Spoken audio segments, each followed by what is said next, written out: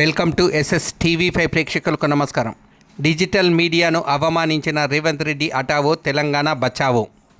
రేవంత్ రెడ్డి తెలంగాణ పిల్లి, నల్లమల పిల్లి కేసీఆర్ మీద కోపంతో రేవంత్ రెడ్డికి ఓటేశారు. కానీ కామారెడ్డిలోనే చీచీ అని మొహం మీద ఊసి చిత్తుగా ఓడగొట్టారు. పొలిటికల్ సైన్స్ చదివినోడు పొలిటికల్ లీడర్ ఎలా అయ్యాడు? Revanth Reddy dummy candidate, zero candidate. Revanth Reddy నిజంగా పులి అయితే టీడీపీ పార్టీ నుండి సీఎం అవ్వు. టీడీపీ పార్టీ నుండి సీఎం కాదు, వార్డు మెంబర్ కూడా అవ్వలేదు. Mypal Yadav, digital media reporter.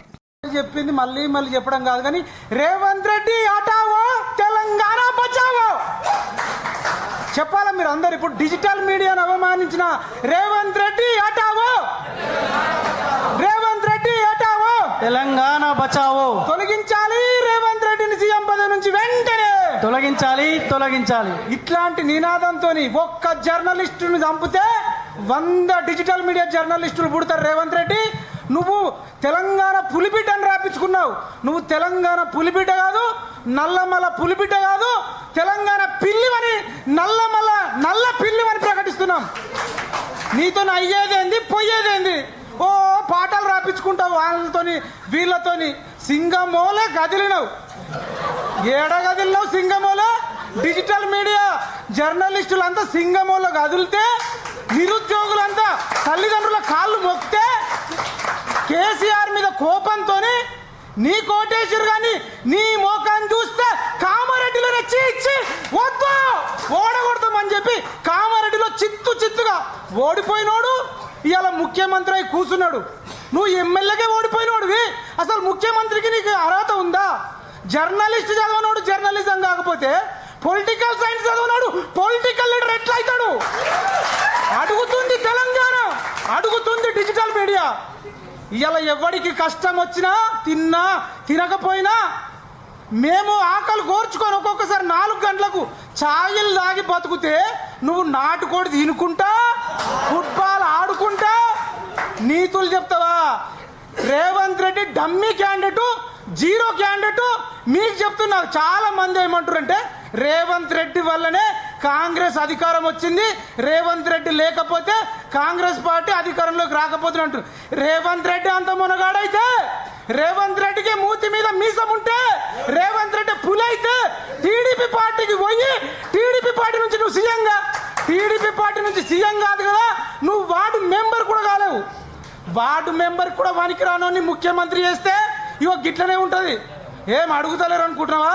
ఇక తిరగబడతాం, తట్టుకోలేవు. తెలంగాణ ఉద్యమం చేసిన కేసీఆరే డిజిటల్ మీడియా వల్ల నిరుద్యోగుల వల్ల ఓడిపోయిండు. నువ్వు తెలంగాణ ఉద్యమము చేయలేదు, ఎవరికి రూపాయి సాయము చేయలేదు, పిల్లికి పిచ్చమేని నువ్వు ఇవాళ ముఖ్యమంత్రి అయి ఒక్కోడికన్నా ఛాయ్ ఓపించినవా? ఒక్కోడికన్నా నీ జీవితంలో అన్నం పెట్టినవా? అసలు ముఖ్యమంత్రిగా కాదు, నువ్వు మనిషిగానే పనికిరావని ప్రకటిస్తున్నాం. మనిషిగా కూడా పనికిరావు. ఎన్నికల కమిషన్ కు, సుప్రీంకోర్టుకు చెప్తున్నాం. ఇవాళ ఎవడు వాడితే వాడు ఎమ్మెల్యే అయిపోడు, ఎంపీలు, ముఖ్యమంత్రులు, మంత్రులు అవుతారు. క్వాలిఫికేషన్ ఉండొద్దా? ఇప్పటి నుంచి ముఖ్యమంత్రులకు కానీ, మంత్రులకు కానీ, ఎమ్మెల్యేలకు కానీ పోటీ చేయాలంటే ఎగ్జామ్ పెట్టాలి. ఆ దిశగా మనం అందరం ఆలోచించాలని. రేవంత్ రెడ్డి ఎంత డమ్మేయో ఇంకొక లైన్ చెప్తా. ఆయన మహబూబ్ నగర్ వంశీచందర్ రెడ్డిని మహబూబ్ నగర్ జిల్లా ఎంపీగా గెలిపించుకోలే, డీకేఆర్న గెలిచింది. చేవెళ్ళలో ఇన్ఛార్జ్ ఉంటే రంజిత్ రెడ్డి ఓడిపోయిండు. ఆయన ఉండేది సికింద్రాబాద్ లో, అక్కడ దానం నాగేందర్ రెడ్డి ఓడిపోయిండు. మల్కాజ్గిరి ఆయన సిట్టింగ్ ఎంపీ, అక్కడ కూడా పట్నం మహేందర్ రెడ్డి వాళ్ళ వైఫ్ ఓడిపోయింది. ఆయన అడుగు పెట్టిన దగ్గర ఓడిపోవుడే. మొన్నటికి మొన్న పట్టభద్రుల ఎన్నికలు జరిగినాయి. కర్రు కాల్చి వాత పెట్టి పట్టభద్రులు ఆదిలాబాదు, కరీంనగర్, నిజామాబాదు, మెదక్ 4 జిల్లాలలో రేవంత్ రెడ్డి మోకం చూసి చిత్తు ఓడగొట్టిర్రు. టీచర్లు ఓడగొట్టిర్రు. నల్గొండ, ఖమ్మం, వరంగల్లో టీచర్లు ఓడగొట్టిర్రు. ఇంతకంటే ఎన్ని ఎగ్జాంపుల్ చెప్పాలి? Revanth Reddy dummy, Revanth Reddy dummy, Revanth Reddy zero. Final గా రేవంత్ రెడ్డి హటావో, రేవంత్ రెడ్డి హటావో.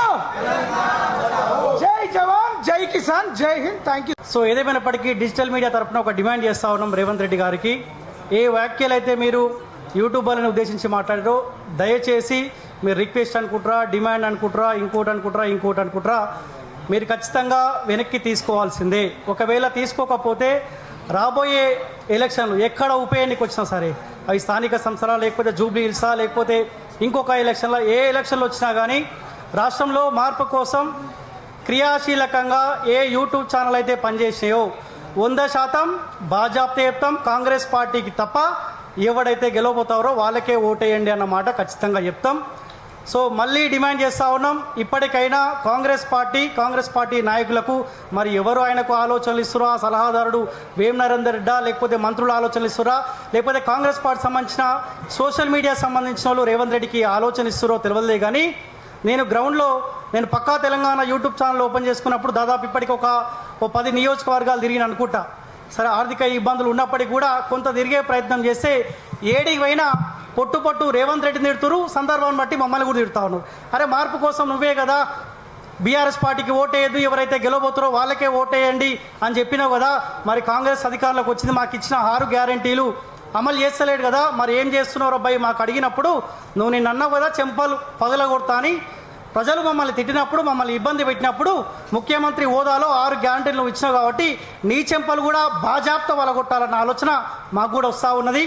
కానీ చెంపలంటే ఏదో నువ్వు మాట్లాడినంత భాష నేను చెంప వలగొడతానని అంటలేను. కాకపోతే రాజకీయంగా మీ పార్టీని నిన్ను బొందబెట్టే కార్యక్రమాల్లో 100% ఈ డిజిటల్ మీడియా ముందుంటుంది. మొదటి డిమాండ్ ఒక్కటే, ఏ వ్యాఖ్యలైతే రేవంత్ రెడ్డి చేసిండో ఆ వ్యాఖ్యలను వెనక్కి తీసుకోవాల్సిందే.